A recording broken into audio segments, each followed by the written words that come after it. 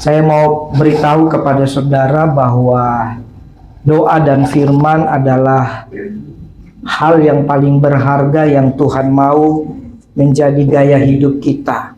Tetapi setan itu selalu ingin merusak kehidupan doa kita dan kehidupan firman Tuhan dalam kita. Yang kemarin kita 2 sesi belajar bagaimana doa yang dijawab Tuhan, dan hari ini kita belajar kembali tentang di mana saja Yesus berdoa dan kenapa dia berdoa seperti itu. Amin. Kita akan terus belajar kenapa Yesus berdoa, karena doa inilah nanti yang akan membuat kita bisa keluar dari berbagai tekanan, ya. Baik tekanan utang piutang. Siapa yang pengen keluar dari utang? Pengen, ya. Nah, apalagi tekanan ekonomi. Ini benaran saudara. Ya, di waktu lalu saya bilang bahwa doa itu merubah yang supernatural menjadi natural. Betul ya? Dari yang tidak mungkin jadi mungkin. Nah, itu doa. Tapi banyak orang pikir doa itu hanya kayak angan-angan, hanya kayak semacam apa begitu, sesuatu yang tidak pasti, ya. Tapi hari ini kita belajar bahwa doa itu sesuatu yang sangat pasti. Mari saudara buka Alkitab saudara dalam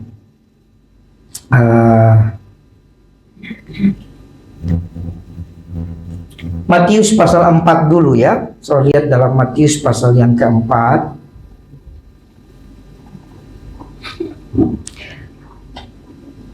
Ayat yang pertama sampai ayat yang ke-11. Saya pernah khotbahkan, tapi hari ini dengan perspektif yang berbeda lagi. Pencobaan di padang gurun.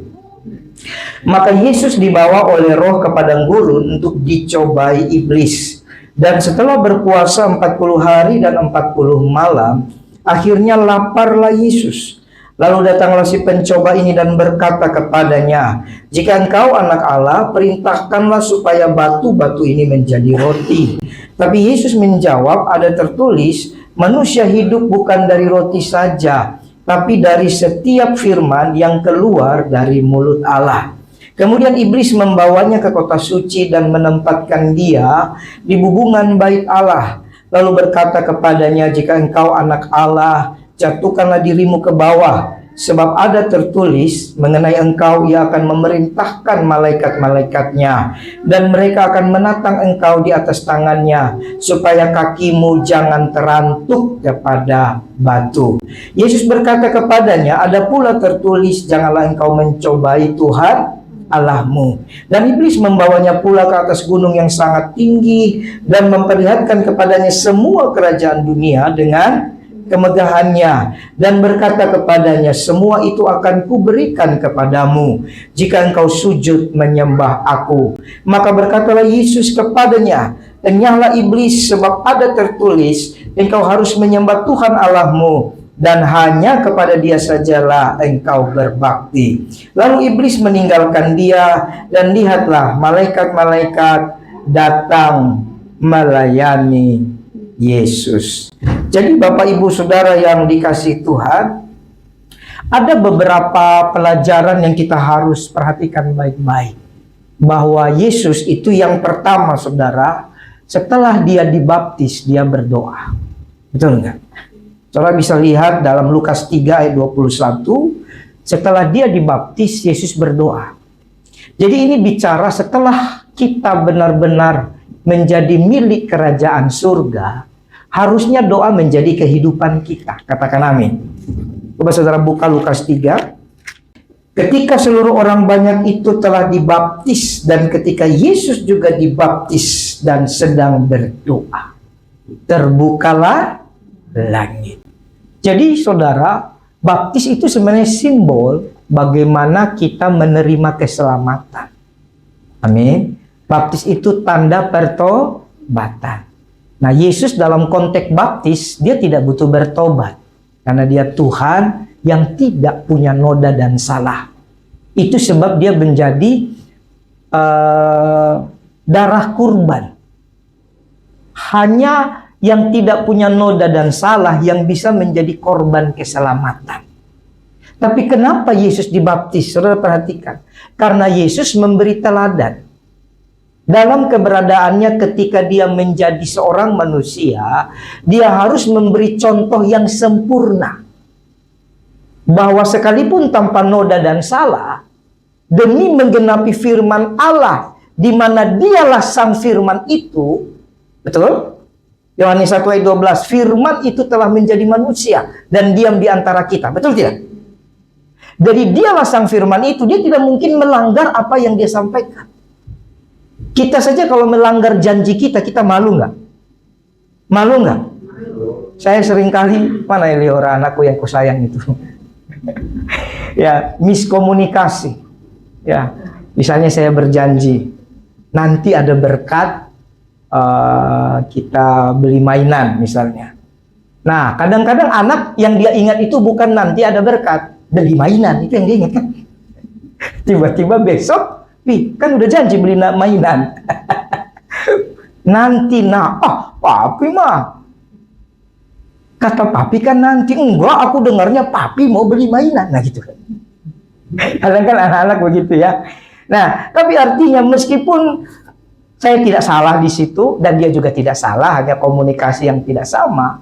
Tapi itu jadi pengulangan. Berarti saya harus diingatkan untuk sekali waktu harus belikan dia mainan. Itu ya. Kalau tidak, dia akan kehilangan kepercayaan kepada saya sebagai bapaknya. Kadang-kadang kenapa anak-anak tidak percaya sama orang tuanya? Karena kadang-kadang kita orang tua menganggap dia masih kecil, kita main janji-janji saja, tapi kita nggak tepat.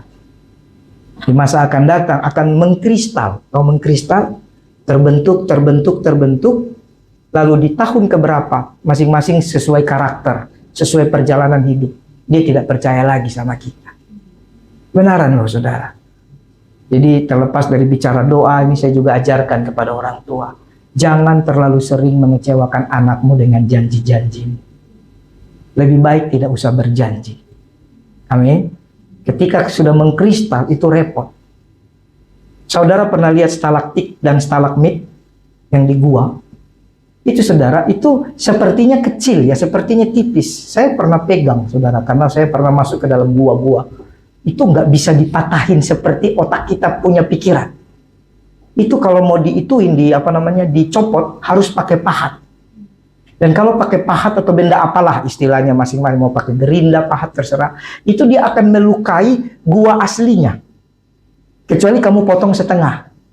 Tapi kalau kamu potong sepanjang, misalnya stalaktit itu sepanjang mic ini, tergantung dari plafon ini, ya, kalau kamu potong benar-benar satu utuh stalaktit itu, dia akan melukai di atas. Kekecewaan anak-anak kita, keluarga kita, ketika kita salah dalam pemulihannya, itu dia akan melukai bukan hanya anak itu, tapi kita sang orang tuanya. Kenapa anak-anak jatuh dalam narkoba? Kenapa anak-anak jatuh dalam pergaulan yang tidak baik? Karena kita pikir hal sepele, tapi sedikit demi sedikit mengkristal. Dan ketika kita mau buang yang mengkristal itu, bukan hanya dia yang luka, yang sakit, kita pun terluka. Betul ya? Nah, jadi apalagi Tuhan. Tuhan tidak mungkin melanggar firman-Nya. Dia sudah berfirman bahwa untuk menebus dosa harus ada korban darah dan daging yang tidak bernoda dan tidak bercela. Nah, siapa yang tidak bernoda dan tidak bercela? Hanya Yesus saja. Tidak ada yang lain. Jadi, kalau memang hanya Yesus, kenapa dia dibaptis? Kan dia tidak perlu bertobat. Makanya, waktu dia dibaptis, hanya dia. Jangan ditambah-tambahkan. Saya paling sebel dengan konten kreator sekarang. Puji Tuhan, waktu saya baptis orang ini, ada seperti suara burung di atas. Berarti dia seperti Yesus dibaptis. Sembarangan kamu. Cocokologi dibawa, teatrikal dibawa dalam segala keadaan. Waktu Yesus dibaptis, itu bicara Tritunggal Allah ada di situ. Paham nggak? Itu bicara Tritunggal ada di situ. Waktu Yesus dibaptis, kenapa Tritunggal? Sang Firman dibaptis. Betul?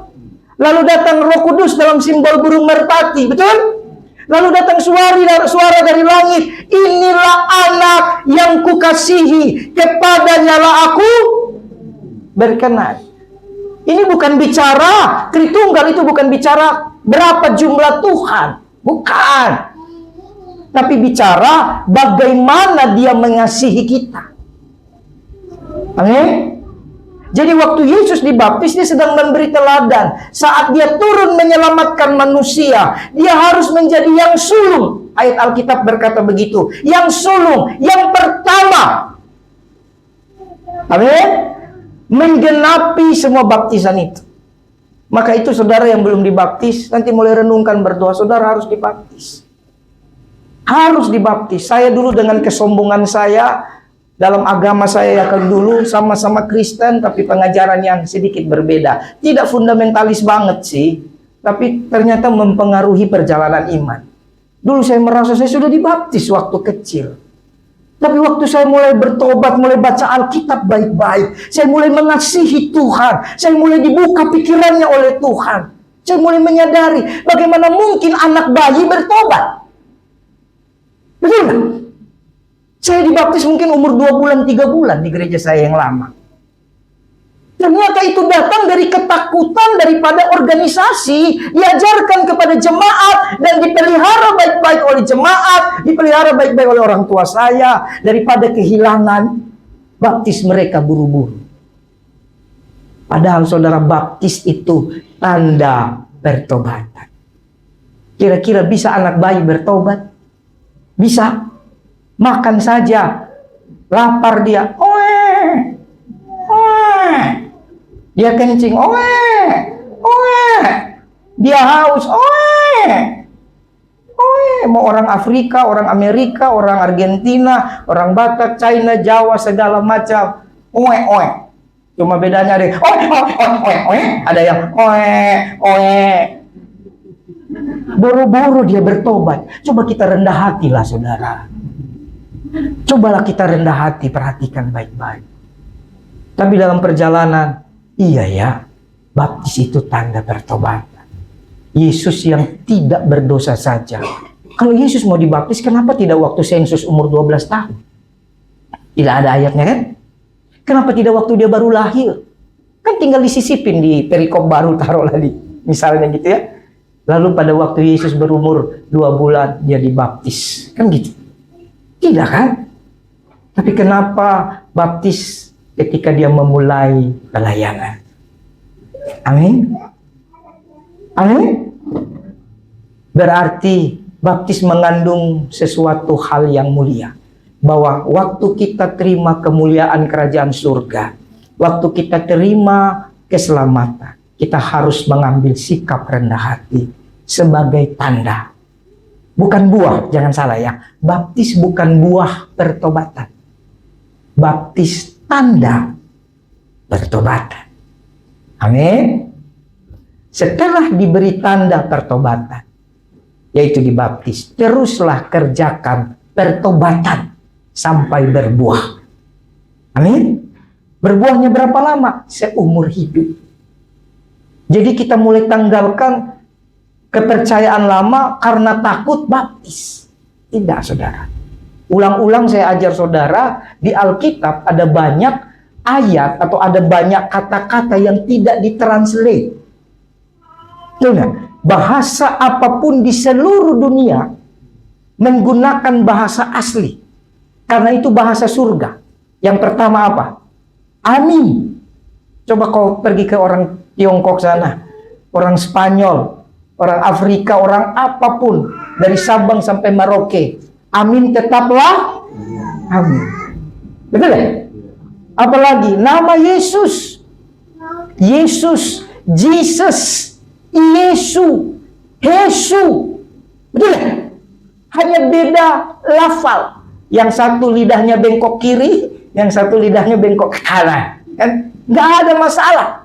Kenapa? Itu nama dari surga. Dan banyak lagi, nggak mungkin saya pretelin semua. Ada Hosana, Hosiana, Hosena, Haleluya, Aleluya, Aleluya. Itu bahasa asli, saudara. Dari banyak bahasa asli, kenapa baptis tidak diterjemahkan? Baptis, baptizo, baptism, bapto. Betul ya? Sama. Berarti supaya orang tidak salah makna. Jadi Yesus dibaptis bukan karena dia berdosa, tapi karena dia mempersiapkan kita. Dia sebagai yang sulung, dia untuk menjadi korban selama-lamanya, satu kali untuk selamanya. Sehingga kita tidak lagi perlu nanti setiap tahun Bapak anak muda ini kumpul uang, beli lembu, korban keselamatan, korban penghapus dosa, korban penebus salah. Betul ya? Ada 5 korban di kitab Imaman. Korban sajian. Tidak perlu lagi korban bakaran, tidak perlu lagi. Ya, kita cukup berdoa di dalam nama Tuhan Yesus. Maka darahnya, dagingnya yang dikorbankan menebus kesalahan kita. Amin. Nah, jadi Yesus setelah dibaptis dia berdoa, saudara. Kemudian Yesus juga sebelum mengajar dia berdoa. Kenapa sesudah dibaptis Yesus mulai terus berdoa? Kenapa, saudara? Karena itu bicara kehidupan.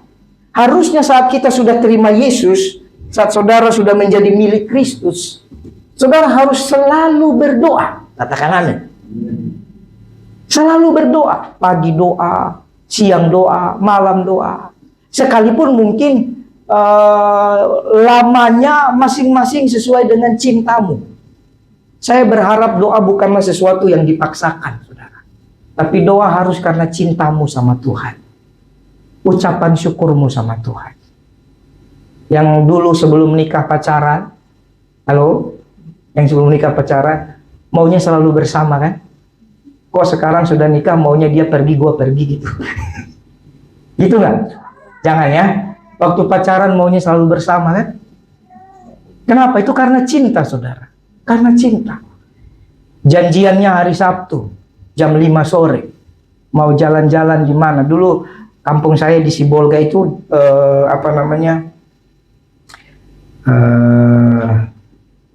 kepencet dia. Nah, kampung saya di Sibolga itu banyak dermaga.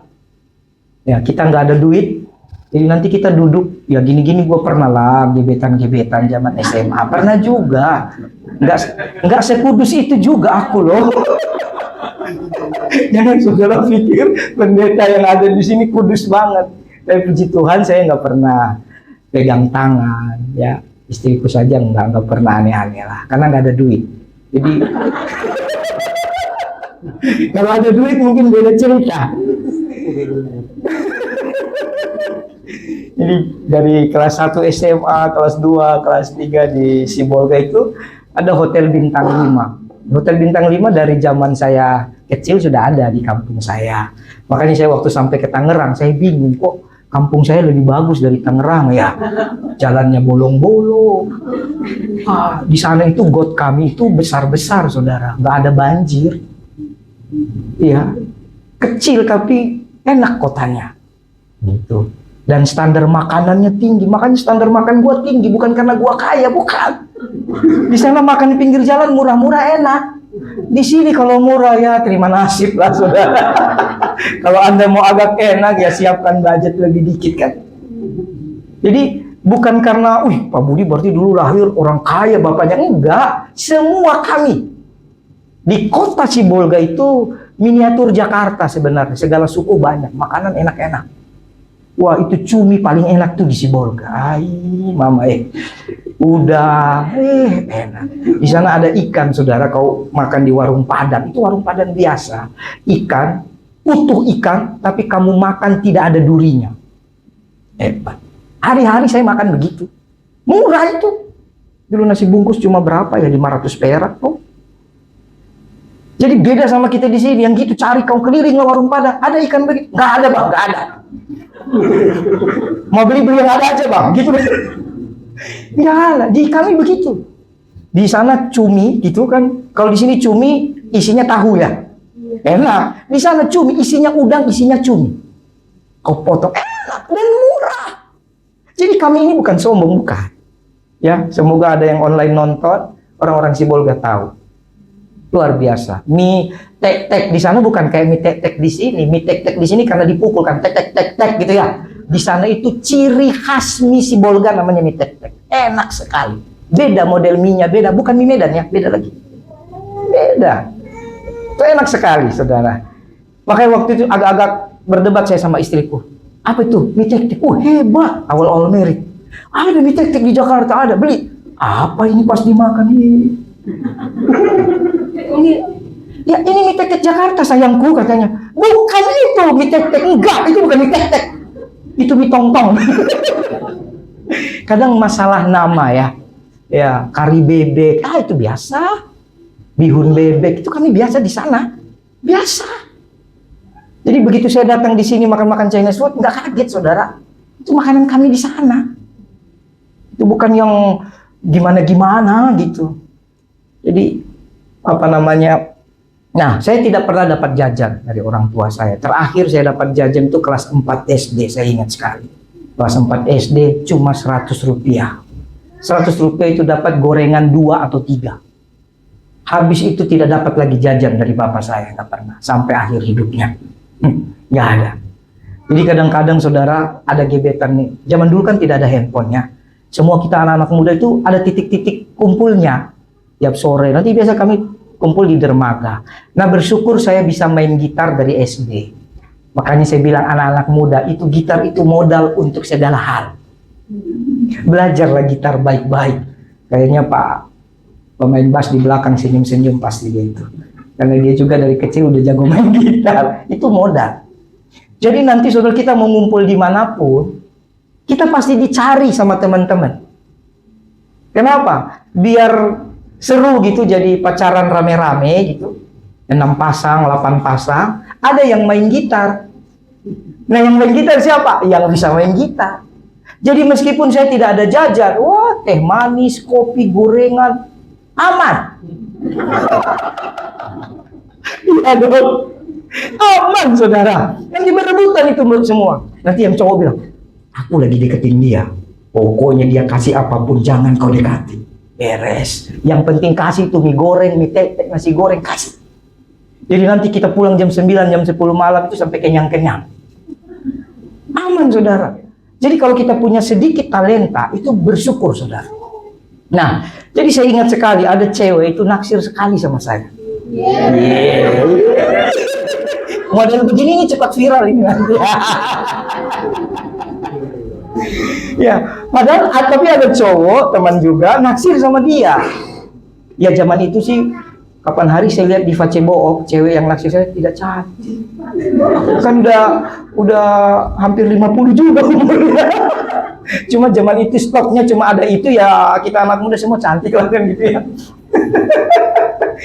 Dia kayaknya kakak kelas saya atau bagaimana saya lupa lagi. Kayak kakak kelas 1 tingkat di atas saya. Tapi namanya zaman pergaulan mah nggak ada masalah kan gitu ya. Jadi di dekat, dia suka pokoknya setiap kumpul hari Sabtu itu dia ngomong sama saya loh. Nama saya kan Agus ya, jadi panggilnya Gus. Bukan Gus Bahaya, tapi Gus. Apalagi Gus Dur, Agus ya. Gus, ya. Kenapa sih setiap kali kita rame-rame di sini, kamu gak pernah dekat-dekat saya. Nanti sambil dikasih kue, es cendol, macam-macam lah. Sate, sate Padang Sibolga mah paling enak. Gak ada prank di sini, sate Padangnya itu daging jantungnya, jantung lidah gitu ya. Di sana daging asli. Murah. Itu kami biasa seperti itu dulu. Nah nanti pas dia bilang seperti itu Bapak Ibu, saya cuma senyum-senyum. Saya cuma ingat teman saya sudah bilang, jangan dekatin dia. Sampai dia bilang, aku dari tadi malam gelisah loh. Sudah aku dandan, nanti Sabtu pagi dandan lagi. Hanya untuk ketemu kamu. Sempat dia air matanya keluar. Karena mungkin kayaknya udah cinta membara di dalam dada begitu. Tapi saya dari dulu cuek aja. Kayaknya turun ke anakku Rema ini. Rema juga anaknya cuek aja. Kemarin hari Valentine dia banyak yang kasih bunga, kasih coklat. Dia ambil, dia taruh di meja. Dia duduk, gak peduli dia. Mungkin masih kecil ya, jadi nggak tahu, cuek orangnya. Nah, jadi saudara, poin dari kesaksian ini adalah kalau cinta, saudara, itu orang mempersiapkan segala sesuatu. Jadi waktu saudara berdoa, sama seperti Yesus mengajar kita berdoa. Kalau kamu cinta sama Tuhan, kamu tidak merasa kehilangan waktu. Amin. Kamu tidak merasa sayang. Tapi banyak orang berdoa karena terlalu banyak keluhan. Berdoa karena terlalu banyak beban. Sehingga waktu berdoa dia langsung tumpahkan beban itu. Dan dia mau buru-buru. Karena dia sudah ditutup dengan paradigma time is money. Betul ya? Ngapain saya berdoa 1 jam, 2 jam, setengah jam? Gak usah kita bicara 1-2 jam lah. Ngapain saya berdoa 1,5 jam? Setengah jam aja kita bicara.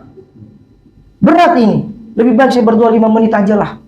Apalagi kalau kita dipenuhi dengan pengajaran-pengajaran yang tidak salah sih, tapi tidak lengkap. Tidak lengkap itu begini, kamu mau berdoa sebentar pun, itu sudah doa, benar. Tapi bahasa cinta nggak begitu. Amin ya?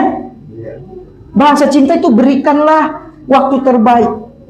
Kemarin di seminar di Kelapa Gading, harusnya dari jam 8 sampai jam 2. Tapi itu antri doa sampai jam 4, saudara. Sampai kita doa ucapan syukur terlambat ya Pak. Ya, bayangkan hamba Tuhan pendetamu ini kadang 1 hari ada di 3 tempat. Kalau nggak macet nggak apa-apa. Itu makan mah udah nggak jelas. Tapi sehat-sehat aja tuh. Karena apa? Saya belajar cinta sama Tuhanku. Saya belajar memenuhi hati pikiran saya dengan kalau aku cinta dia, dia lebih cinta sama saya. Apalah masalah sakit mah, tidak mungkin. Sampai kemarin pas sesi 1 udah gemetaran saya. Kan dari pagi nggak sempat sarapan kami. Dari rumah udah 6:30. Buru-buru kan? 6:30. Anak-anak capek mikir, apa anak-anak ditinggal saja ya?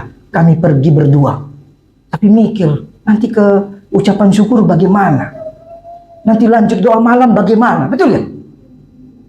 Nah ini yang saudara harus tahu. Kadang hamba Tuhan, apalagi konten-konten kreator yang bilang pendeta cari duit, tuh, suruh dia main ke sini dulu lah.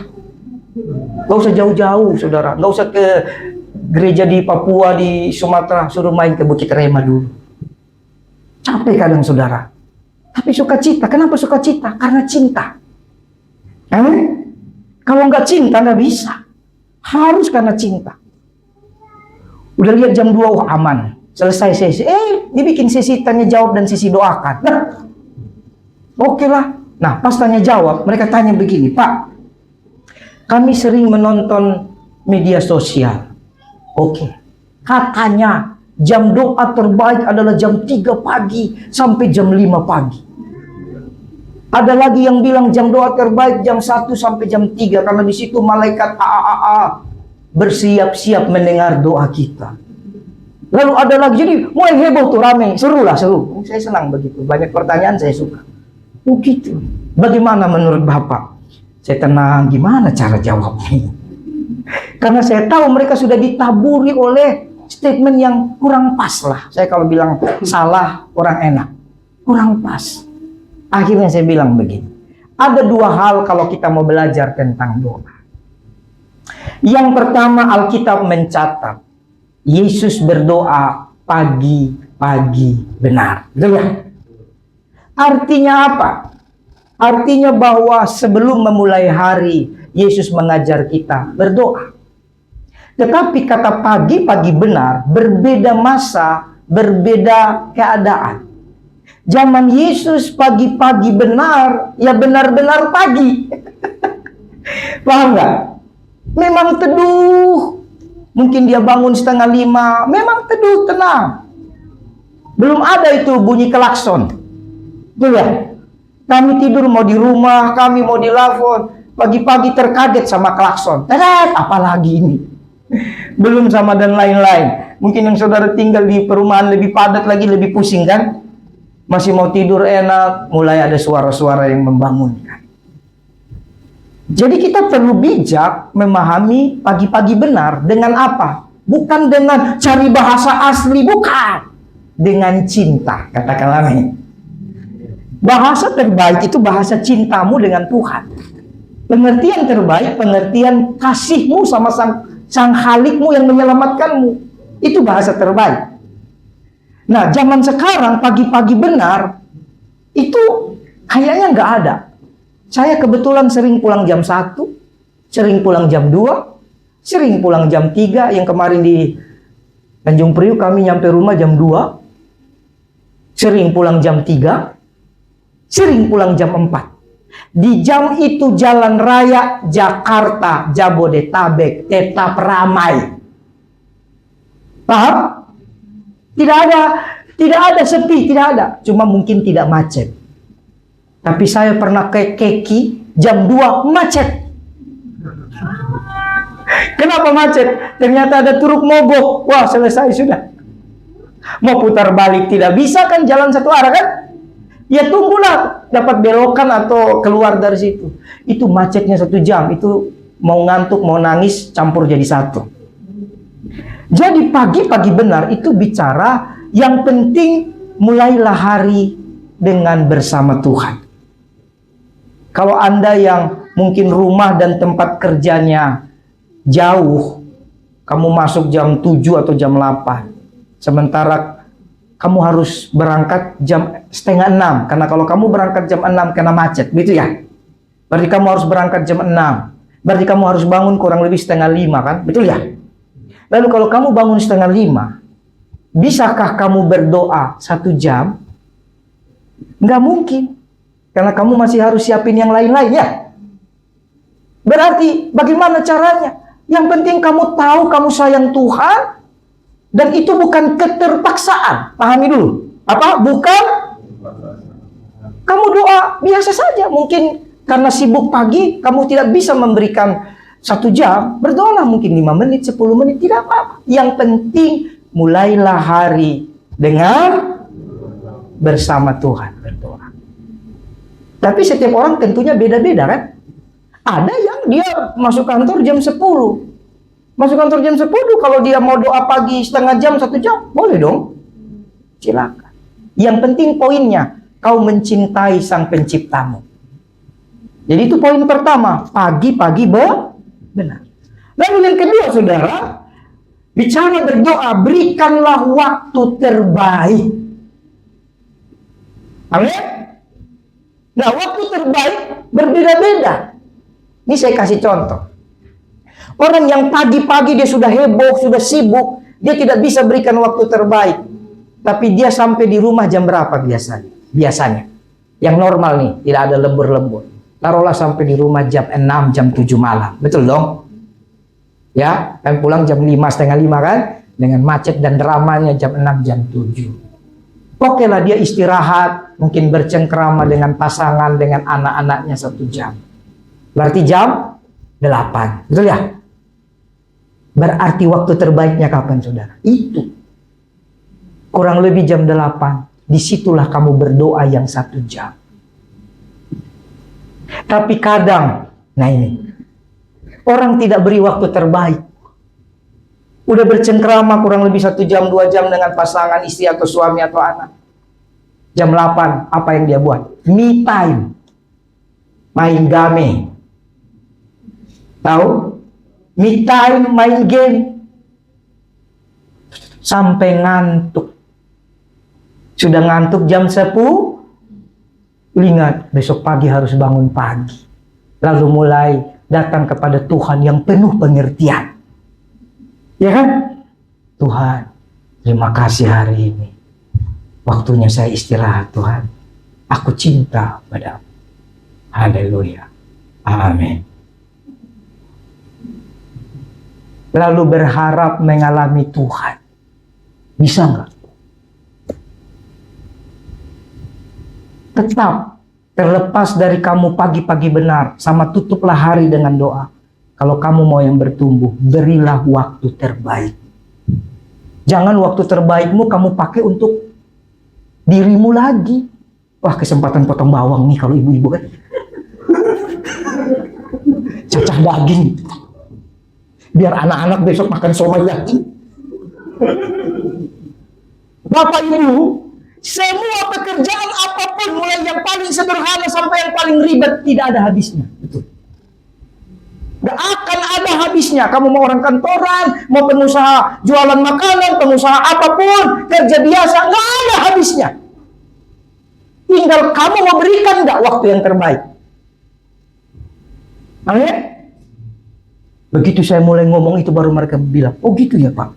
Iya, jadi cuma 2 aja. Pagi-pagi benar dan berikanlah waktu terbaik. Waktu terbaik kamu yang tahu.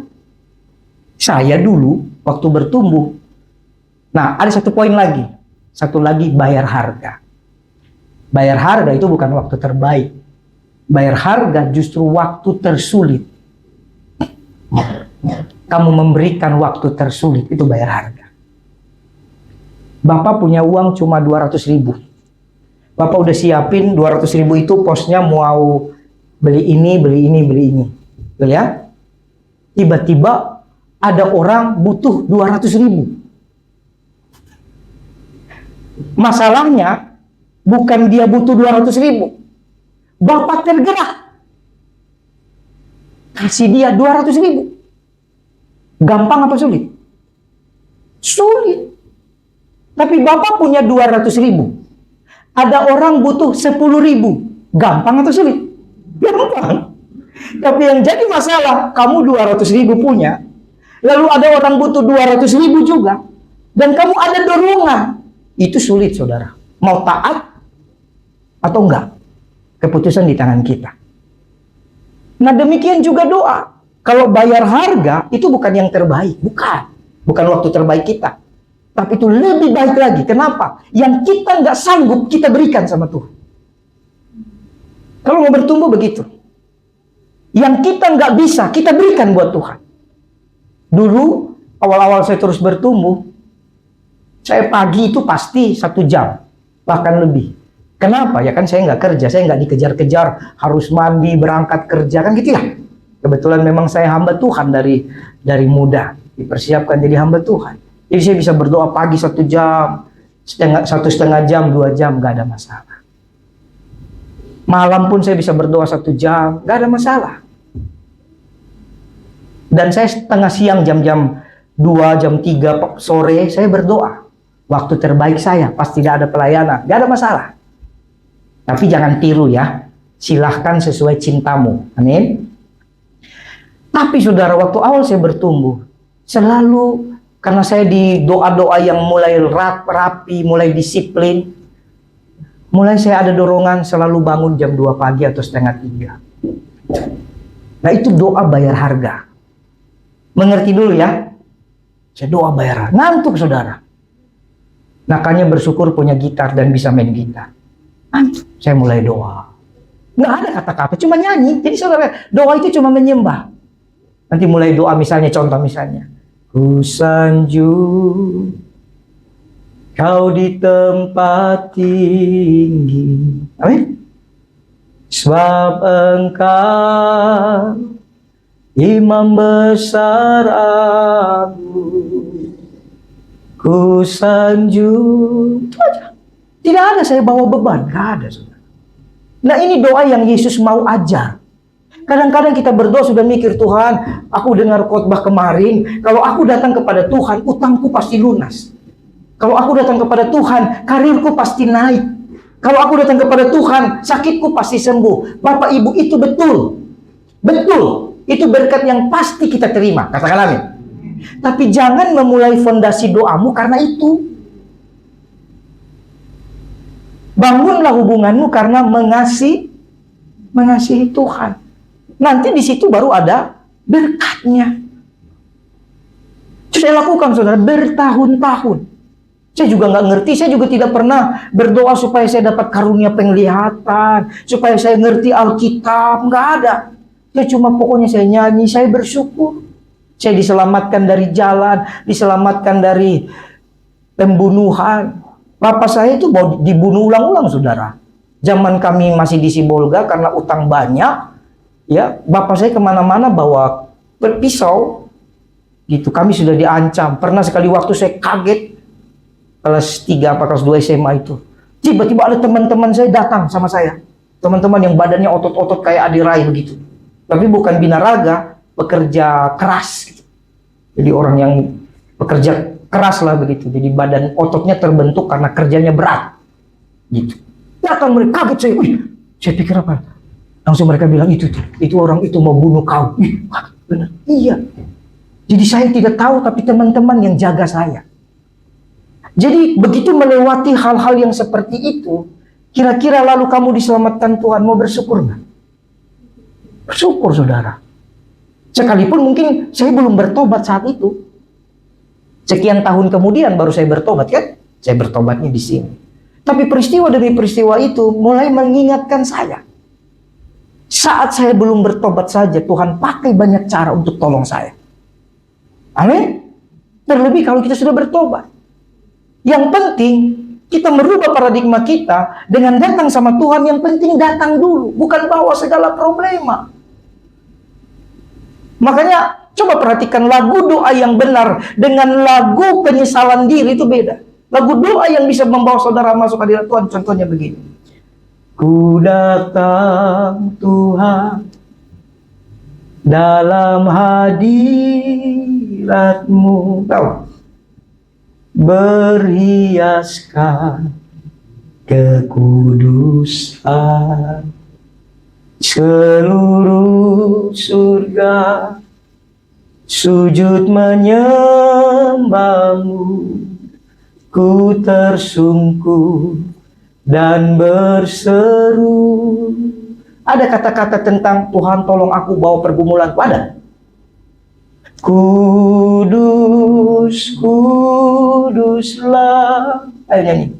Kuduslah Tuhan Allah semesta alam. Kudus, kuduslah, kuduslah Tuhan, surga bumi menyembah. Nah, ini lagu yang membuat kita dekat dengan kekasih kita. Tapi banyak orang berdoa dengan cari lagu yang supaya perasaannya yang digoncang. Perasaan. Pertolongan-Mu begitu ajaib, Kau telah mengikat hatiku di saat aku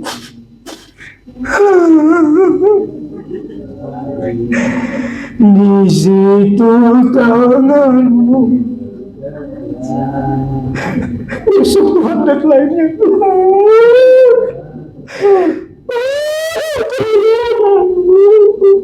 Dari kunci F jadi G.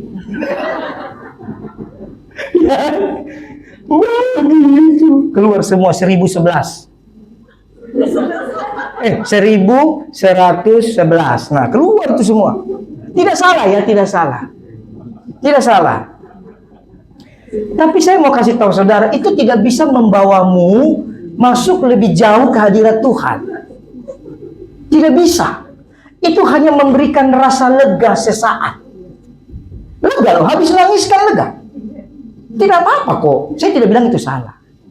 Tapi mau ajar saudara, mari, nangisnya bukan karena pertolongan, bukan. Nangisnya karena kamu menyembah Tuhan, kamu merasakan hadirat Tuhan.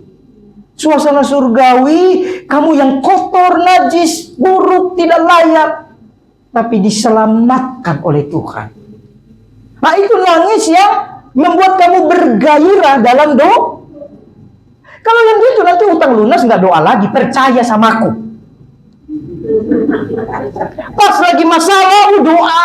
Pendeta sana dikejar, pendeta sana dikejar, semua dikejar. Kenapa? Mereka bilang, lebih baik saya kejar daripada saya dikejar. Kan gitu. Saya mau dikejar, tapi begitu masalahnya selesai, percaya sama saya, tidak doa lagi. Tidak doa lagi. Karena itu semu, palsu itu. Sama kayak ibu-ibu yang pernah nonton drama Korea atau telenovela atau sinetron Indonesia. Paling bagus sih drama Korea nangis, ada? Nah, masih mau nangis sekarang? Tonton 2 kali, mungkin 2 kali masih nangis. Tonton 3 kali, nggak nangis, cerita. Nih, habis ini dia nih begini nih, gitu. Iya kan? Apalagi tonton 4 kali, sambil masak bu, biarin dia main apa? Gitu. Karena itu nangis mainin perasaan kita. Sama saudara, setan menipu kita di situ. Sehingga perasaan yang dibikin. Sementara Alkitab bilang firman itu menembus sendi-sendi, dapat memisahkan roh, tubuh, dan jiwa. Amin. Tapi minimal jiwamu tersentuh tidak apa-apa. Tapi doa, waktu Yesus dibaptis, dia mulai berdoa. Dia terus berdoa, itu dia mengajarkan setelah selamat berdoalah. Supaya dari nangis yang jiwa, nangis yang perasaan, berubah menjadi nangis yang kudus. Amin. Amin. Beda sama lagu pujian mah bebas lah. Gitu. Saya bicara, mungkinkah saudara doa, nih ya, kayak lagu WL kita tadi. Pas dia mulai berdoa jam, terserah lah, mau jam 10 malam, jam 2 pagi. Hidupku ada di tanganmu. Ada nggak gitu? Waktu sama refnya gimana? Ku mau selalu bersyukur ya. Na. Habis itu dia ketawa sendiri. Aduh, gimana cara masuk hadirat Tuhan lagu ini? Beda, itu lagu ibadah, lagu seremonial, lagu kita lagi masak senang-senang bersyukur. Beda. Segala macam lagu boleh itu. Paham ya? Tapi waktu kamu mau bersaat teduh dengan Tuhan, berkontemplasi dengan Tuhan, pasti kita cari lagu, carilah lagu yang mulia. Contoh, Yesus, betul ya? Kami puja, itu lagu-lagu doa. Tuhan, aku rindu. Tuhan, aku siap. Nggak ada pergumulan di situ kan? Ada nggak pergumulan di situ? Nggak ada. Penuhi aku dengan roh-Mu, ku rindu lawatan-Mu. Apa yang dirindu? Apa yang dirindu? Lawatan. Ku rindukan Kau hadir di sini saat ini, Tuhan. Nah itu kan. Jadi yang dirindukan kedatangan Tuhan saat kita bercengkrama dengan Dia. Bukan yang dirindukan, lalu Tuhan berat sekali ini, tolonglah. Enggak, saudara. Bukan berarti tidak boleh berdoa pergumulan, bukan. Saya mau kasih tahu esensi daripada doa yang sebenarnya. Katakan amin. Lalu kemudian Yesus berdoa, jadi Tuhan mau saudara setiap kali berdoa punya pemahaman bahwa saya harus berdoa karena saya sudah dibaptis. Amin. Seperti Yesus. Kedua, sebelum mengajar, ini bicara pelayanan. Yesus berdoa sebelum mengajar doa Bapa kami. Lukas 11 ayat 1. Supaya apa? Ini bicara kalau konteks kita, waktu kita melayani harus berdoa. Benar nggak? Banyak orang sebelum melayani tidak berdoa. Lah bagaimana? Kan kita ini melayani raja, bukan melayani gereja. Apalagi melayani pendeta, bukan saudara. Kita melayani raja, segala raja yang telah mati bagi kita. Tapi kadang kita doanya doa apa? Doa yang saya pimpin 10 menit itu. Tuhan mau sebelum kita melayani, di rumah kita persiapkan diri, berdoa baik-baik. Waktu kita datang ke pejabat pemerintah, apapun tingkatannya, mau misalnya saudara ke kantor camat, apalagi kantor wali kota, apalagi kantor gubernur, apalagi kantor presiden. Kira-kira kamu bisa datang pakai baju gaya-gaya? Bisa? Bisa? Pakai sandal jepit bisa. Pakai celana pendek bisa. Pakai baju you can see, I can see, all can see. Nggak bisa kan? Tapi gereja penuh dengan itu sekarang. Gereja suka-suka datang kepada raja. Tidak mau peduli dia.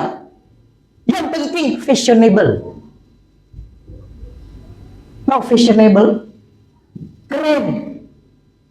Yang atas terlalu ke bawah, yang bawah terlalu ke atas, yang di tengah terlalu melebar, kayak laut merah terbelah dua, kan gitu. Saya bingung nih konsepnya. Tolong jangan dianggap ini porno atau apa ya. Ini kenyataan, saudara. Ini kenyataan, ini kok bisa gitu ketemu Tuhan ya? Kok bisa begitu?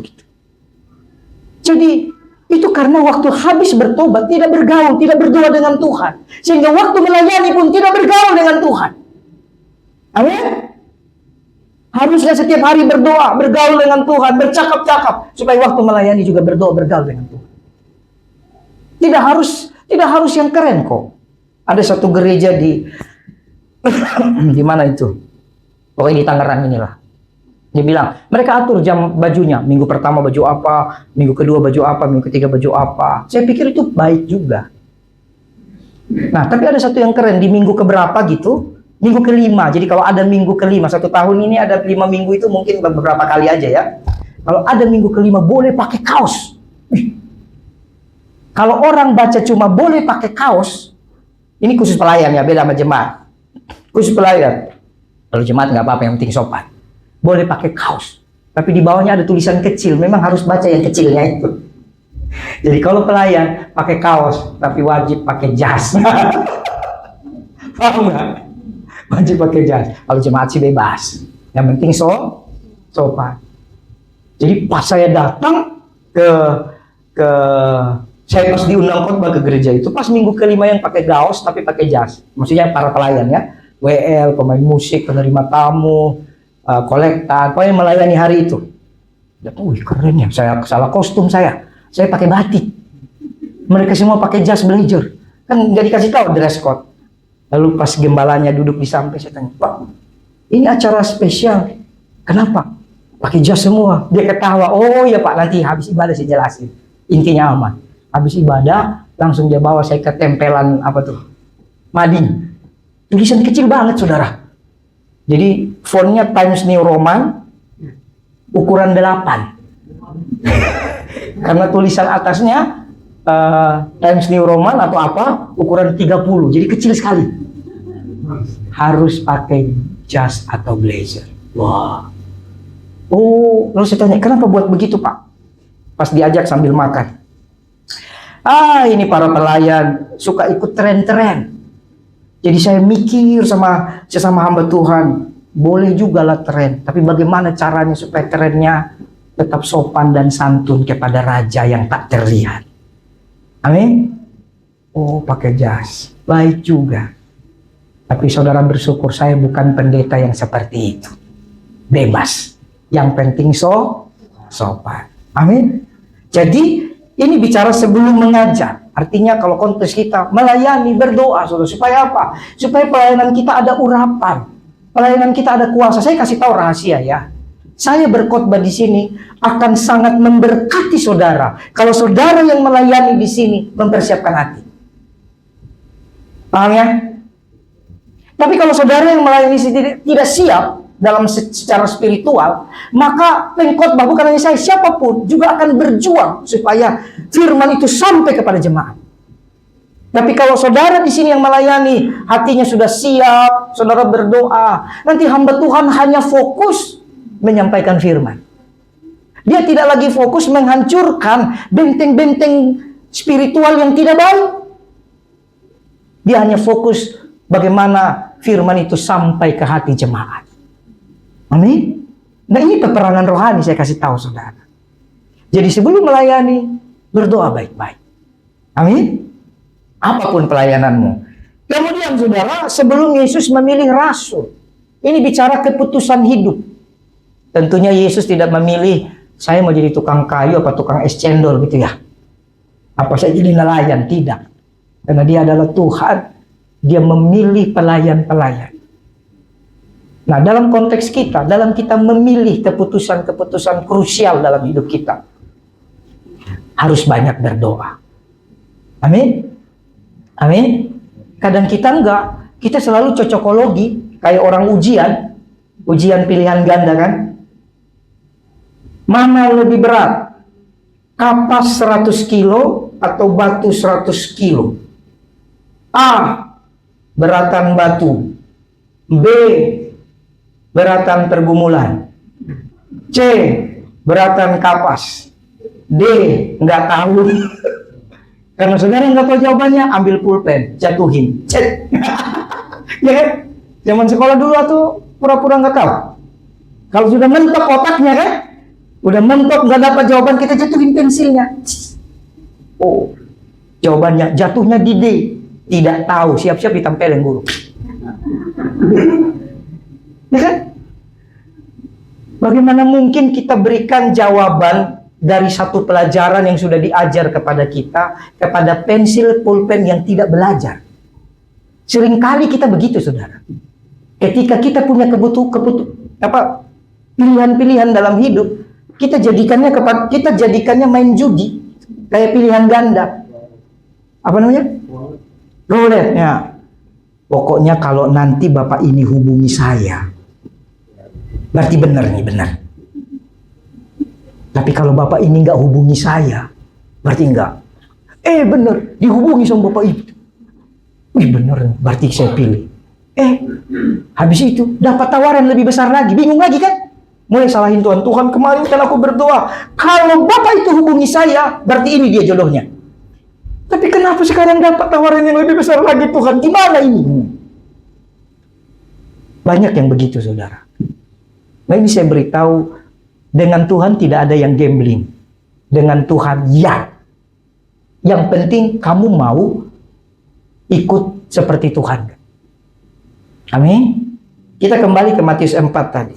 Di sini, saudara, nah, maka Yesus dibawa oleh Roh ke padang gurun untuk dicobai iblis. Dan setelah berpuasa 40 hari dan 40 malam, laparlah Yesus. Ini poin yang saya mau khotbahkan.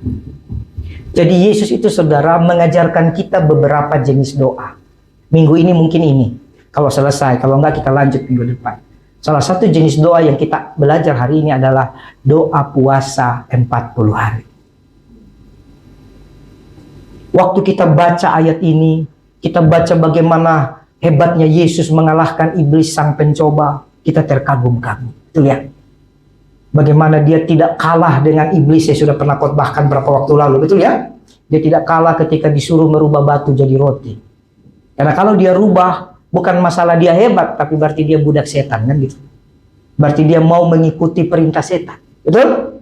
Tapi Yesus tidak mau. Yesus jawab dengan firman. Ada tertulis manusia hidup bukan dari roti saja. Yang kedua, dia tidak jatuh ketika disuruh lompat dari bubungan bait Allah. Dia tidak lompat. Dia tidak mau malaikat menatang dia. Karena kalau dia buat, maka sebenarnya sedang sujud sama setan. Betul ya? Tapi lihat golnya. Memang gol daripada setan adalah sujud sama setan. Betul nggak? Coba perhatikan saya. Gol daripada setan adalah sujud sama. Tapi pencobaan pertama dia tidak langsung. Percobaan pertama dia mencoba memanipulasi pikiran Kristus. Betul ya? Ubah batu ini jadi roti. Supaya dia pikir Yesus itu gampang tertipu. Yesus kan bisa ubah batu jadi roti. Bisa nggak? Dia mau manipulasi, dia mau serang Yesus. Dia mau serang pribadinya Tuhan. Kamu bisa. Makanya berhenti dengar khotbah. Kamu bisa. Berhenti dengar nonton motivator. Kamu bisa. Jangan. Makanya yang suka bilang kamu bisa. Salam. Salam apa? Bukan. Yang itulah. Salam super. Akhirnya hilang kan? Kamu bisa kan, dia begini. Jadi Bapak Ibu Saudara yang dikasihi, kalau kamu punya kemampuan, kamu harus berkata, aku bisa. Salam super. Nggak ada gunanya bohong, semua udah hilang dia. Tapi firman tidak pernah hilang. Amin. Jadi iblis memanipulasi Yesus seolah-olah, tuh kamu kan hebat, ubah dong. Tapi iblis tahu kalau Yesus ubah, berarti dia sujud sama setan, kan gitu. Tapi Yesus nggak mau. Kedua, Yesus nggak mau. Ketiga, baru dia terang-terangan, betul ya? Semua yang kuberikan, sujud sama aku.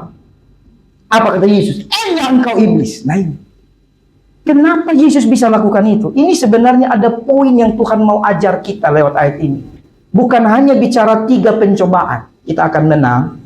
Tapi Tuhan mau ajar bagaimana kita menang atas segala tantangan hidup. Baik dari dunia, makan, minum, pakai. Baik dari kuasa, ataupun dari kekayaan dunia. Caranya apa? Puasa 40 hari. Amin. Mau mengalami terobosan dalam ekonomimu? Tapi bukan berarti karena itu ya. Jangan dipelesetin ini. Mau mengalami terobosan dalam sekolahmu? Mau mengalami terobosan dalam kehidupan rumah tanggamu? Mau mengalami terobosan kalau kamu laki-laki menjadi suami yang benar-benar sayang istri dan anakmu. Kalau kamu perempuan, kamu menjadi istri yang sayang suamimu dan anak-anakmu. Mau? Puasa 40 hari. Saya buka rahasia sama saudara. Karena bicara puasa 40 hari, itu bukan bicara kekuatan, tapi bicara supernatural. Kamu sedang menghancurkan segala belenggu supernatural yang kamu gak sadar. Saya beritahu ya, kadang utang itu supernatural. Perhatikan saya. Kadang saudara berutang itu supernatural. Saudara nggak tahu kok aku punya utang ya. Kalau dihitung dari gaji aku sanggup kok, tapi kok ada utang ya. Itu supernatural. Kamu nggak tahu, tapi itu giringan dari roh jahat. Paham? Kadang hidupmu tidak berhasil, itu supernatural. Kadang kamu selalu penuh dengan ketakutan, kekhawatiran, itu supernatural. Ada satu makhluk yang kamu tidak lihat, dengan kroco-kroconya datang mengganggu pikiran kita. Roh jahat itu kerjanya menaburkan pikiran-pikiran salah. Pikiran-pikiran jahat. Pikiran-pikiran khawatir, itu kerjanya roh jahat. Waktu sekolah Injil Luburan kan saya sudah jelaskan. Nanti kita sekolah Injil lagi. Tapi pastinya tahun depan, nggak mungkin tahun ini. Betul ya? Saya pernah lihat saudara. Jadi makhluk itu, roh jahat itu, tingginya paling satu pot sepot ini. Dia punya ekor, tapi ekornya kayak ekor anjing, ekor babi, tidak panjang. Beda kalau penghulu. Penghulu itu ekornya lebih tinggi dari kepalanya.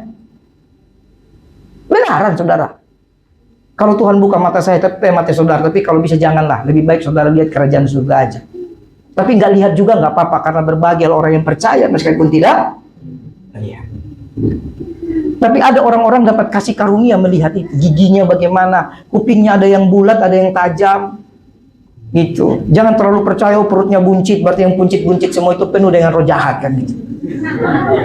Enggak gitu juga. Banyak kok yang suspek. Setan yang langsing juga banyak. Karena setan itu kan roh, dia bisa berubah-ubah. Jadi kadang-kadang ada keadaan hidup kita itu ada kuasa supernatural. Makanya kalau saudara masih ingat yang saya khotbahkan mungkin awal tahun tentang berkat dan kutuk, ingat nggak? Nah kalau saudara sudah ikut firman tapi kok kayak masih ada gitu, coba puasa 40 hari. Saya lagi pikir mau coba lagi untuk gereja kita. Dulu saya mengalami terobosan karena puasa 40 hari. Ini kesaksiannya. Dan firmannya apa ini?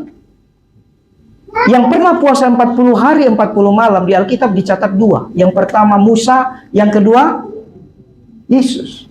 Musa setelah puasa 40 hari 40 malam, dia menerima 2 loh batu, betul? Dan dia dipercayakan membawa Israel keluar dari Mesir menuju tanah Kanaan. Yesus puasa 40 hari 40 malam, dia menggenapi 2 loh batu itu. Dialah firman itu. Amin. Nah saudara, tentunya saya tidak suruh puasa 40 hari 40 malam karena nggak akan ada yang bisa. Kita puasa 40 hari. Saya ingat puasa 40 hari pertama saya. Wah itu seru. Mau dengar kesaksiannya? Ya. Jadi puasa 40 hari saya yang pertama itu cuma lahir dari doa, dari cinta. Intinya cinta dulu. Kamu tidak akan bisa kalau tidak cinta. Gak bisa. Jadi saya mulai doa puasa, itu lagi hari-hari berdoa. Di Kunciran saya puasa 40 hari pertama. Di Kunciran. Saya tinggal di Kunciran, Ciledug situ. Sebelum sampai Ciledug. Jadi pas pendetanya pergi ke luar kota. Katanya 2 minggu, ternyata hampir 1 bulan. Jadi saya puasa saudara. Saya puasa. Saya mulai makan terakhir itu jam 5:30, 6 sore. Makan terakhir itu jam 7 malam. Saya makan terakhir jam 7 malam. Lalu sampai besok saya baru makan jam 5:30, 6 sore. Jadi jendela makan saya 1 jam, 1,5 jam. Hari pertama itu saudara berat. Hari kedua lebih berat. Hari ketiga sangat berat. Karena pas buka puasa tidak ada yang dimakan, makanya berat. Berat saudara. Awal-awal kadang jam 1 haus. Kalau orang Kristen tidak ada batal. Yang penting hatimu tulus. Jam 1 saya minum seteguk. Seteguk itu mungkin seperti anggur perjamuan itu. Teguk, hanya membasahi. Begitu kuat lagi lanjut sampai jam 5, setengah 6. Gitu puas terus. Saudara tahu, benaran. Mau coba silahkan. Begitu hari ke-7. Ini pengalaman pribadi ya. Mungkin pendeta lain atau hamba Tuhan lain punya pengalaman sendiri. Terserah, tidak apa-apa. Saya punya kesan. Begitu hari ke-7, yang tadinya berat, tidak berat lagi. Tidak ada lagi pergumulan haus, apalagi lapar. Karena puasa sesungguhnya yang paling berat itu haus. Apalagi saya dari muda suka minum air banyak. Tiba-tiba disuruh tidak minum air, kan haus kan? Tapi saudara tahu, pemulihan di 1 minggu pertama, 7-10 hari, itu badanmu segar. Jadi nggak usah terlalu percaya atau terlalu ngikutin praktisi kesehatan. Benar, saya sudah alami, segar saudara. Nanti di 3 hari, 3 hari pertama, 4 hari pertama, minta maaf kalau kamu buang air kecil itu baunya luar biasa. Karena lagi detox ya, detoksifikasi. Baunya ampun. Perasaan kamu nggak makan aneh-aneh tapi bau. Tapi habis itu kamu buang air kecil jernih.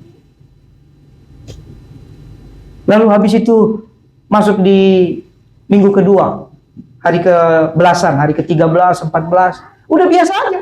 Saya sudah sambil nyapu lantai, nyuci, udah nggak ada lemas-lemas. Drama itu cuma di 3-7 hari pertama. Drama yang aduh Tuhan, aduh capek. Nah itu cuma di 7 hari pertama. Setelah itu beda. Masuk minggu ketiga, kurang lebih hari ke-20, 2 hari 21 dan seterusnya. Udah suka cita. Malah kamu mulai semangat. Kalau saya karena hamba Tuhan melayani, mulai semangat mikir saya mau doain siapa ya. Tapi saya mikir kan saya lagi puasa. Puasa itu berarti pelayanan pun kalau bisa jangan, kan gitu. Gitu ya. Tapi tetap saya mulai terima, nggak ada masalah. Minta maaf, kadang puasa kan mulut kita bau, maaf ya. Karena kering. Itu nanti di 2 minggu kedua nggak bau, biasa aja. Karena sudah detox. Gitu. Semua nanti sakitmu sembuh itu. Sembuh. Meskipun kamu dalam puasa nggak bilang, Tuhan aku punya sakit mah, aku punya sakit ini. Nggak ada, sembuh nanti. Gitu. Masuk hari ke-35 saudara, seminggu sebelum selesai. Badan ini enak sekali, doanya lebih bagus. Nah saya ingat, saya dapat penglihatan pertama itu di minggu hari ke-30-an itu. Mulai saya dapat penglihatan, wah kaget saya. Mulai saya dengar suara Tuhan, tapi masih samar-samar. Tidak boleh langsung dijadikan sebagai satu kebenaran. Betul ya? Nah penyakit kita udah dapat penglihatan, udah benar langsung keluar-keluar. Aku kemarin setelah puasa 40 hari aku dapat penglihatan. Pokoknya, Pak sini Pak, tumbang. Kamu. Wah, kamu. Apa? Lupa kan? Suka gitu main karunia, bohong semua itu saudara. Orang yang pernah masuk dalam doa nggak gitu saudara. Lalu singkat cerita saya puasa 40 hari selesai, hati saya damai. Ternyata 40 hari pertama saya, yang saya dapat apa? Saya berdamai dengan diri saya. Itu. Saya berdamai dengan ketakutan, berdamai dengan khawatir, berdamai dengan keadaan dunia. Saya berdamai dengan, saya bisa menerima diri saya bahwa memang saya tidak punya apa-apa. Tapi bukan berarti karena saya tidak punya apa-apa, maka saya bukan siapa-siapa. Saya boleh tidak punya apa-apa, tapi saya anak Tuhan. Itu penting. Itu harus benar-benar menjadi fondasi dalam hidup setiap kita. Itu sebabnya nggak ada uang pun aman saya. Serius saudara. Ini tanya istriku. Dia itu sering sekali awal-awal. Sekarang dia udah terlatih.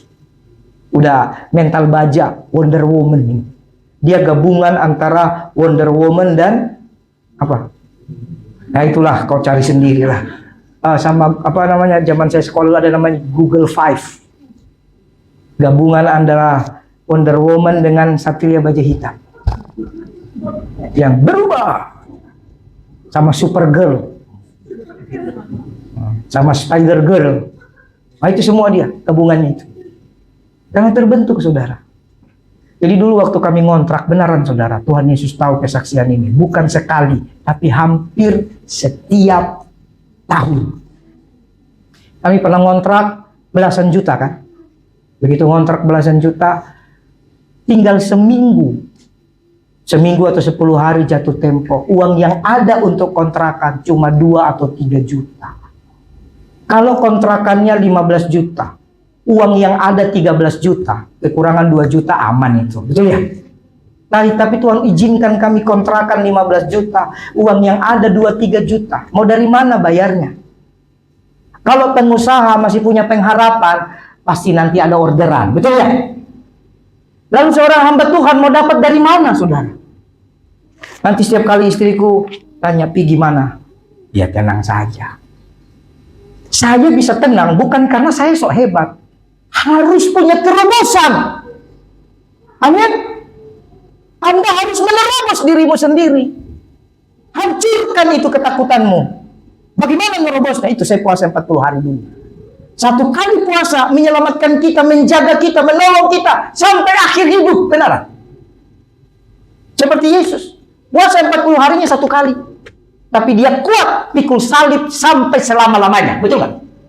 Untuk menebus dirimu dan saya dan manusia sesudah dia mati naik ke surga. 1 kali loh. Mau nggak tiru? Atau cuma mau enaknya saja? Ada tertulis. Oh, kalau ada setan tinggal tengking.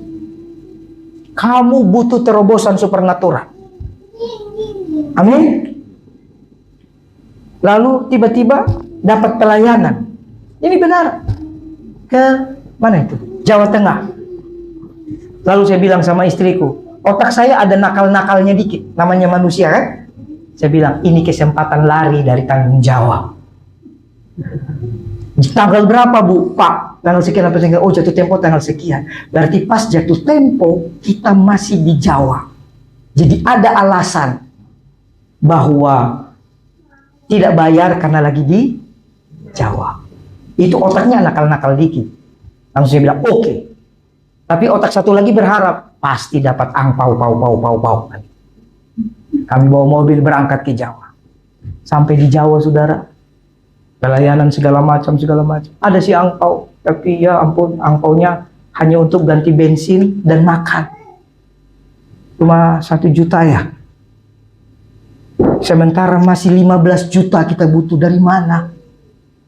Bensin bolak-balik dari Tangerang ke Jakarta aja, ke Jawa itu 600.000 karena mobil saya iri. Tolnya yang mahal 1 juta. Jadi sisa dari berkat angpau cuma 1 jutaan. Saya lupa. Pulang kan kita harus jajan, harus makan di jalan dan segala macam. Lalu kami bersyukur. Mulai otak saya tengking, iya ya Tuhan, kenapa dulu saya berpikir pelayanan inilah yang memberikan jalan. Saya minta ampun. Ingat dulu saya puasa buat apa kalau saya masih pakai jalan keluar sendiri. Amin. Lalu selesai, kami pulang. Biasa kami pulang pagi-pagi. Jam berapa ya? Jam 6, jam 7 habis sarapan di hotel. Biar nggak macet. Biar nyampe Tangerang juga cepat, saudara. Cuma 8 jam sudah sampai Tangerang. Tiba-tiba udah jalan, saudara. Udah jalan setengah jam. Telepon masuk. Pak Pendeta. Oh iya, ada apa? Saya ibu ini yang begini. Oh iya ibu, puji Tuhan. Masih di hotel? Oh tidak ibu, kami sudah jalan pulang. Ya, sudah sampai di mana Pak? Sudah sampai di sini. Aduh, udah jauh ya? Iya. Ya sudah Bapak cari rest area, tunggu di situ. Oke. Datang dia. Saudara tahu, kadang-kadang Tuhan itu sengaja membuat seolah-olah waktunya itu mepet. Supaya apa? Supaya hati kita bergantung sama Tuhan. Dia datang, dia bawa amplop tebal. Pak, sebenarnya dari minggu lalu Tuhan suruh saya kasih Bapak. Tapi entah kenapa, lupa terus. Sudah seminggu di mobil ini, untung tidak hilang. Begitu ya. Saya mau nangis, tapi kan malu kan. Ini ya Pak, terus dia kasih roti segala macam untuk bekal di jalan. Nggak lama, hanya pertemuan 5 menit. Kami pamit ya Pak, Tuhan memberkati. Lalu dia pergi. Saudara tahu isinya berapa? Persis, utuh, seisi kontrak rumah kami. Jadi yang 2-3 juta kami siapkan, beli sisa angpau yang 1 jutaan ya buat beli babi lah. Iya dong. Tuhan itu hebat. Bukan orang yang dekat dengan kita kok. Bukan orang yang ngundang kita gimana-gimana, enggak saudara. Tapi cara Tuhan. Nah, itu akan kamu alami kalau kamu selesai dengan dirimu dulu. Kenapa Yesus 40 hari harus puasa? Dia harus selesai dengan dirinya, bahwa dia itu Tuhan sebenarnya. Tapi dia harus jadi manusia. Kalau dia tidak menyelesaikan itu, dan dia menjadi Tuhan ketika dicambuk, kamu tidak selamat. Kalau Yesus tidak menyelesaikan itu, dan dia turun dari salib, kamu tidak selamat. Kalau dia tidak selesaikan itu, waktu dia dicambuk, dia tangkis cambuknya, lalu dia balas orang itu, kamu tidak selamat. Amin. Dia puasa bukan untuk dapat ABC, dia punya semuanya. Tapi dia harus berdamai. Dia datang dengan misi menyelamatkan kita. Itulah sebab dia puasa 40 hari, 40 malam. Saudara pengen ngalami terobosan dalam hidupmu, silahkan puasa 40 hari. Tidak 40 malam ya. Dan jendela makan saudara bebas kok. Kalau saudara tidak kuat buka jam 5, kuatnya jam 2, silakan. Karena goalnya bukan itu bagi kita orang Kristen. Goalnya mengalami pengalaman supernatural itu. Kamu puasa habis makan malam tapi cuma bisa buka jam 1, jam 2, silakan. Belajar konsisten, belajar setia. Saya percaya sakit apapun sembuh. Saya pernah sakit mah, sampai berak darah, maaf, dan muntah darah. Saya nggak bisa minum kopi, tapi saudara tahu saya jago kopi kan? Jago cabai juga. Sembuhnya waktu kapan? Waktu saya puasa. Dokter melarang orang sakit mah puasa. Melarang. Karena harus kalau bisa tiap 2-3 jam harus masuk makan. Betul ya? Tapi saya lakukan dengan cara yang orang tidak percaya, terserah. Tapi saya percaya firman. Karena firman mengajarkan kita seperti itu. Amin. Manusia hidup bukan dari roti saja kok. Jadi jangan khawatir. Jadi minggu depan saya akan lanjutkan lagi. Ada doa puasa 3 hari 3 malam. Ada doa 3 kali sehari. Ada doa 7 kali dalam 1 hari. Kita akan belajar itu. Kamu mau tiru yang mana? Silahkan. Tapi hari ini saya ajar saudara. Kalau mau mengalami terobosan seperti Yesus. Dia harus menyelesaikan dirinya yang adalah Allah. Supaya bisa mati bagi saudara dan saya.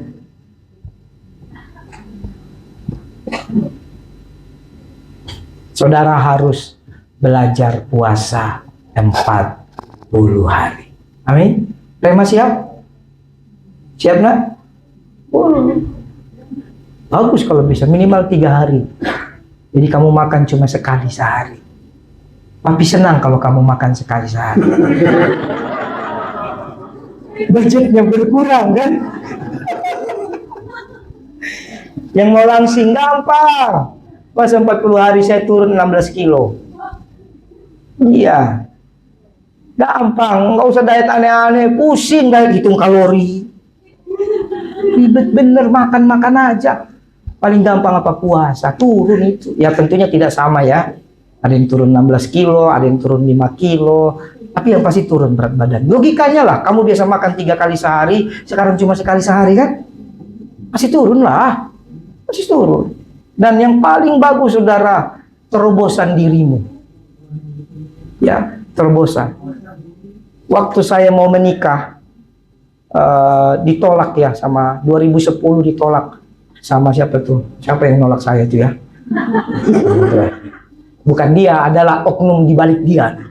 Penguasa di balik dia menolak saya. Kenapa kemudian 2011 Tuhan mengunjungi mereka? Habis ditolak, saya puasa lagi 40 hari. Nih, butuh saudara. Anak-anak muda coba puasa. Kalau nggak bisa 40 hari, coba dulu 3 hari, ya, 4 hari. Percayalah, papi mamimu langsung senang. Karena biasanya minta jajan, ini cuma sekali sehari, ya kan? Puasa. Jadi, goal yang saya sampaikan hari ini adalah doa dan puasa membuat kita selesai dengan ketakutan kita. Selesai dengan diri kita. Roh jahat pun tidak berani. Kalaupun dia ganggu, kita pasti menang. Lihat, Yesus menang nggak? Kita pasti menang. Kadang kita habis berdoa, langsung pikiran nggak bisa tenang. Ya, yang kedua, kemarin di seminar doa ada juga yang bertanya, Pak, saya sering mendengar pendeta-pendeta berdoa, dan ketika ada orang kerasukan setan, mereka bertanya, siapa kamu? Terus nanti yang kerasukan jawab, saya Legio. Terus nanti udah ditongking, kerasukan lagi Pak. Terus ditanya lagi, sekarang kamu siapa? Saya Isabel. Banyak banget. Lalu sampai 3-4 kali, kamu siapa? Saya Lucifer. Gimana menurut Bapak? Saya bilang, pembohong semua. Tidak ada komunikasi dengan setan, saudara. Amin. Kamu mau ikut Yesus yang mati bagimu, atau mau ikut pendeta yang keren itu?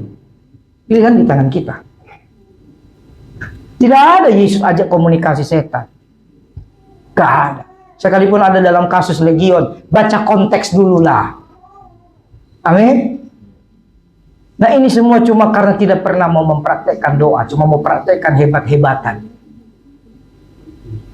Lalu saya bilang sama mereka, besok-besok kalau ada pendeta begitu, Bapak Ibu ikut bertanya. Maksud Bapak gimana? Pas dia tanya, kamu siapa? Kamu ikut lagi. Rumahmu di mana? Mari gitu kan. Kamu siapa? Sama siapa? Mari main yo, kan jadi lagu dangdut kan. Nggak ada saudara, karena hamba-hamba Tuhan juga perlu kembali kepada Tuhan, berdoa puasa 40 hari.